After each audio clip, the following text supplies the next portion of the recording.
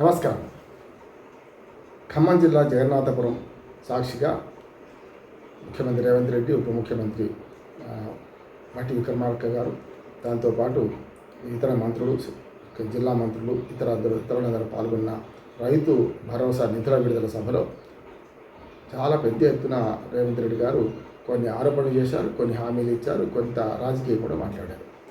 అందులో నేను కేవలం ఆయన 2028లో ఎన్నికలు రావు, 2029లో ఎన్నికలు వస్తాయి, అప్పటి వరకు నేనే ముఖ్యమంత్రిగా ఉంటానంటున్నాను. అట్లాగే అప్పటికల్లా నియోజకవర్గాల పెంపు జరుగుతుంది. ఆ పెంపు జరిగిన తర్వాత 182 నియోజకవర్గాలు అవుతాయి. అందులో 117 నియోజకవర్గాలు మాకు వస్తాయి. రాసి పెట్టుకోండి, రాముడి సాక్షిగా నేను ఈ మాట అంటున్నాను, రాసి పెట్టుకోండి. ఇప్పటిదాకా నేను ఏ మాట అన్నా దానికి తిరుగులేదు, ఇది కూడా తిరుగులేదు.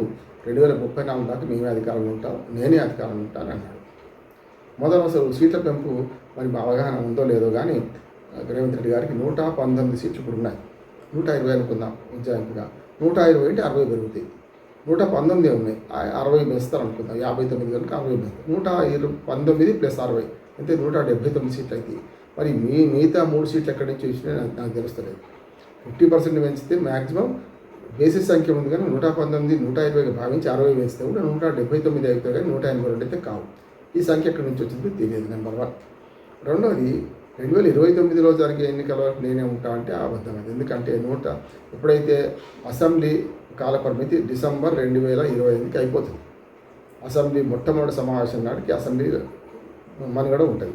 కనుక 2023 డిసెంబర్ 11వ తేదీలో 12వ తేదీలో అసెంబ్లీ సమావేశాలు జరిగినాయి. అప్పటి నుంచి యాక్చువల్గా 9 నుంచి అనుకుంటున్నాను, ఎందుకంటే 9 నాడు కదా ఉచిత బస్సు సౌకర్యం ప్రారంభించింది. అంటే డిసెంబర్ 7 నాడు ప్రమాణ స్వీకారం చేశారు వీళ్ళు. డిసెంబర్ 9న అసెంబ్లీ సాక్షిగా అక్కడే ఆర్టీసీ ఎర్ర బస్సును తీసుకొచ్చి మహిళల ఉచిత ప్రయాణం మొదలుపెట్టారు. సోనియా గాంధీ జన్మదినం కూడా ఆ రోజు, కనుక ఆ రోజు అసెంబ్లీ పెట్టారు. కనుక డిసెంబర్ 9, 2028కి కేర్కథం దుకాణం బంద్. అంటే మీకు అసెంబ్లీ కాలపరిమితి ముగుస్తుంది. ముగిసిన తర్వాత మళ్ళీ 6 నెలలు మిమ్మల్ని కంటిన్యూ చేయరు. కేంద్రంలో ఉన్నది బీజేపీ ప్రభుత్వం, కాంగ్రెస్ ప్రభుత్వాన్ని అప్పలంగా ఇంకో 6 నెలలు పొడిగించేది ఉండదు. కాకపోతే ఎన్నికలు 2029లో జరుగుతుందనేది వాస్తవం. ఎందుకంటే జమిలీ ఎన్నిక జరుపుదామనుకున్న కార్యక్రమంలో కనీసం ఒక 4-5 రాష్ట్రాల ఎన్నికలు కలిపి జరిపితే ఎట్లా ఉంటుంది. ఇప్పుడు ఉదాహరణకు ఆంధ్రప్రదేశ్ అసెంబ్లీను పార్లమెంట్ ఒకేసారి జరిగినాయి. 2029 మేలో జరిగినాయి. మరి మేలో జరిగి జూన్లో ప్రమాణ స్వీకారం చేశారు. మొత్తం అంత రాష్ట్రాలు 5 రాష్ట్రాలు. ఆ 5 రాష్ట్రాల ఎన్నికలతో పాటు ఈ తెలంగాణ ఎన్నిక కూడా కలుపుతారు. ఇంకా గట్టిగా మాట్లాడితే కర్ణాటక కూడా కలుపుతారు అన్న మాట అంటున్నాను. కర్ణాటక అయితే 2028 మార్చి, ఏప్రిల్కి అయిపోతుంది. కనుక చాలా ముందు, అంటే దాదాపుగా పార్లమెంట్ ఎన్నికల కన్నా 1 ఇయర్ ముందు జరిగిన ఎన్నికలు కర్ణాటకలో. మరి అటువంటి అప్పుడు కర్ణాటకలో మరి 1 ఇయర్ అయితే ఆపరాదు కదా. ఏ పరిస్థితి అసెంబ్లీ రద్దు అయిన తర్వాత మహా అంటే రాష్ట్రపతి పాలన ఇంకొక 6 నెలలు పెడతారు.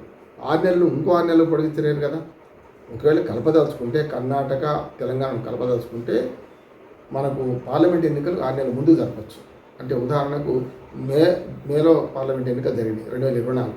వాటిని 2024 జనవరికి జరపవచ్చు, 2029 జనవరికి జరపవచ్చు, ముందుకు జరపవచ్చు.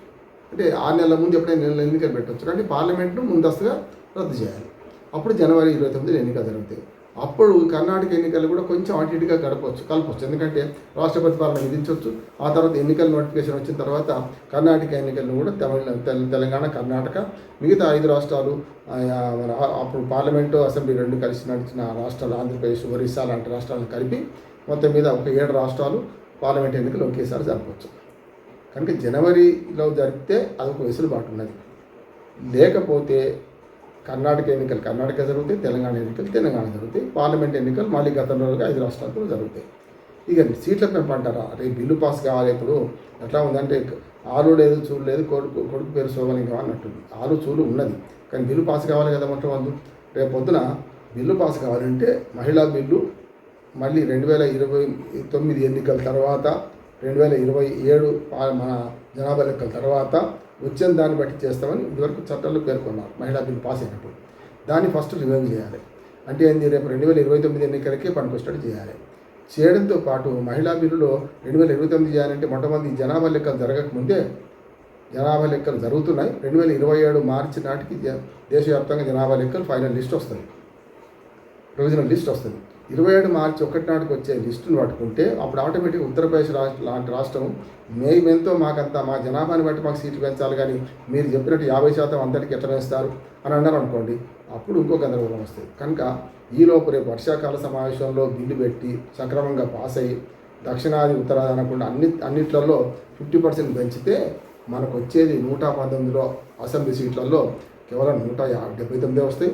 పార్లమెంట్ సీట్లలో కూడా 17 ఉన్నాయి కనుక దాన్ని 18 చేసుకుంటే 8 పెరుగుతాయి, 17గా తీసుకుంటే 7 పెరుగుతాయి. అంటే 17 7 24 అని అయితే, లేకుంటే మ్యాక్సిమం 25 అవుతాయి. అది కరెక్ట్, అది చెప్పింది లెక్క రేవంత్ రెడ్డి గారు.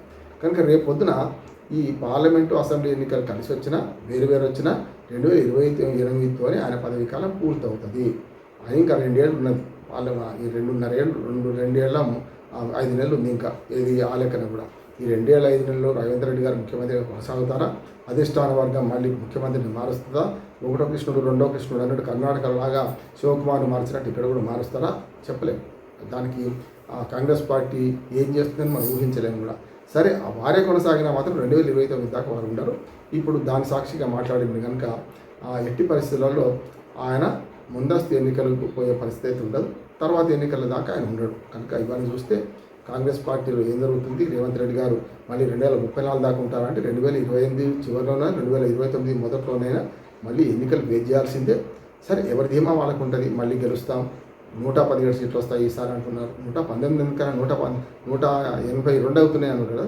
120 అంటే అయిపోయేది, 119 అంటే ఇప్పుడు అసెంబ్లీలో ఇప్పుడు ఎన్ని సీట్లు ఉన్నాయి అన్ని సీట్లు నాకు వస్తాయని అని చెప్పొచ్చు కూడా. ఇంకా ఇవన్నీ రేవంత్ రెడ్డి గారు మైండ్కే ఆడుకుంటున్నారు. వీళ్ళంతా కూడా మేము గెలుస్తాం. గతంలో బీఆర్ఎస్ కూడా అదే అన్నది. బీఆర్ఎస్ కూడా వచ్చే ఎన్నికల్లో 103 సీట్లు 100 దాటుతామన్నారు. ఏమైంది, చివరికి 45 దగ్గర 39 దగ్గర అయిపోవాల్సి వచ్చింది. కనుక ఇవన్నీ ప్రజల తీర్పును అనుసరించి ఉంటుంది. అంతిమ నిర్ణేతలు న్యాయ నిర్ణేతలు ప్రజలు మాత్రమే. అది ప్రజలు మన పార్టీని తెలుసుకుంటే బాగుంటుంది. వచ్చేదంతా మాదే అనుకుంటే వచ్చేది మీదా కాదా తేల్చాల్సింది ప్రజలే.